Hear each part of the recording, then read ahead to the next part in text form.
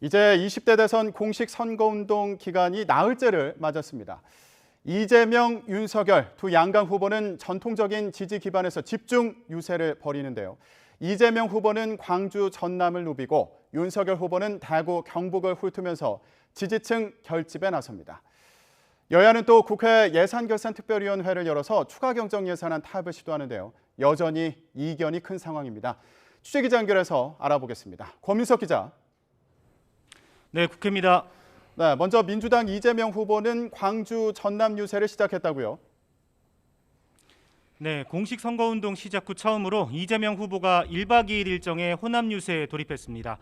조금 전 전남 순천에서 이낙연 총괄선대위원장과 함께 유세를 시작한 이 후보는 오늘 하루 목포와 나주, 광주를 연달아 찾아 호남 민심 결집을 시도합니다.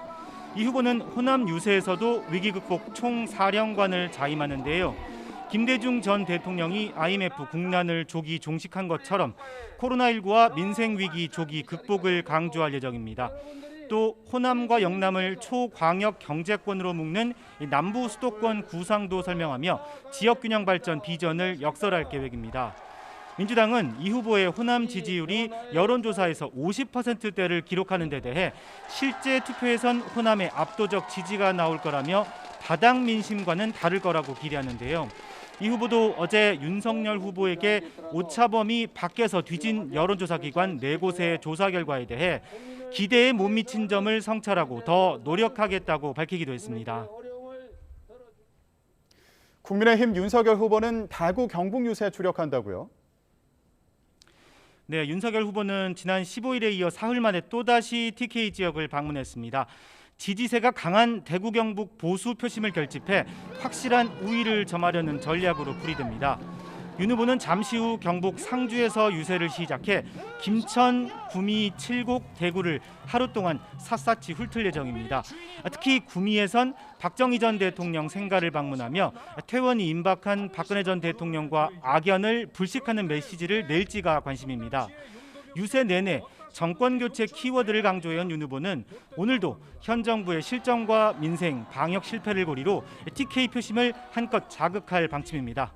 이런 가운데 윤석열, 안철수 두 후보의 야권 단일화 이슈도 아직 진행 중인데 이준석 대표는 CBS 라디오 인터뷰에서 두 후보가 이번 주말 단일화 담판을 벌일 거란 관측에 대해 정치엔 모든 가능성을 배제할 수 없다고 밝혀 향후 단일화 행보가 주목됩니다. 네, 그렇다면 다른 후보들은 어떻게 움직이는지도 알아볼까요? 네, 정의당 심상정 후보는 오늘 하루 포항 집중 유세에 나섰습니다. 포항 제철소를 방문했고 포스코 원하청 노동자와 만나는 등 노동 현안을 중점적으로 거론할 예정입니다. 지난 15일 저녁부터 유세를 중단한 국민의당 안철수 후보는 유세버스 사고로 숨진 고 손평호 지역선대위원장 연결식에 참석했습니다. 충남 천안 단국대병원 장례식장에서 연결식이 진행됐는데 고인들의 장례 일정이 모두 마무리돼야 선거운동 재개와 야권 단일화 문제 등이 논의될 수 있을 것으로 보입니다.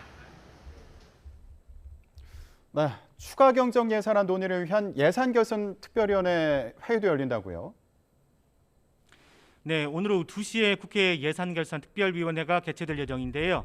정부가 제출한 14조 원 규모 추경안에 2조 원 플러스 알파 규모 증액까지는 협의가 진전된 상황입니다. 하지만 여전히 여야 합의가 안 되고 있습니다. 민주당은 정부가 감당할 수 있다는 16조 원 플러스 알파 정도로 이 추경안을 처리해서 자영업자를 신속히 지원하자는 입장인 반면 국민의힘은 소상공인 방역지원금 300만 원은 너무 부족하다면서 추가 증액을 요구하며 맞서고 있습니다. 오늘 예결위에서도 이 극적인 타협안이 나올지는 불투명합니다. 대선 전 추경안 처리를 위해선 2월 임시국회 마지막 날인 오는 25일까지 합의가 이루어져야 하는데 논의 결과가 주목됩니다. 지금까지 국회에서 YTN 권민석입니다.